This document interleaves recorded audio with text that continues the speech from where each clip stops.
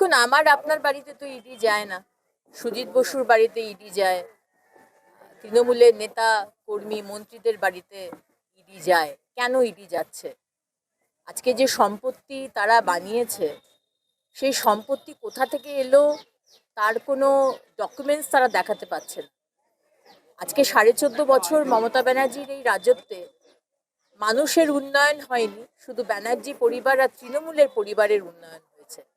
তাই জবাবদিহি তো তাদের করতেই হবে। আমার এখানে কিছু বলার নেই, আমি একজন সাধারণ নাগরিক, সাধারণ ভারতীয় জনতা পার্টির কর্মী। কিন্তু বাংলার মানুষের কাছে তৃণমূল নেতা মন্ত্রী কর্মীদের জবাব দিতে হবে যে এই যে সম্পত্তি কোটি কোটি টাকার তারা এই 14.5 বছরে বানিয়েছে, তার আগে বানায়নি, আবার আগামী দিনেও বানাবে না। তাহলে এই 14.5 বছরে কোথা থেকে এই সম্পত্তিগুলো এলো, এটা তো জবাবদিহি করতেই হবে।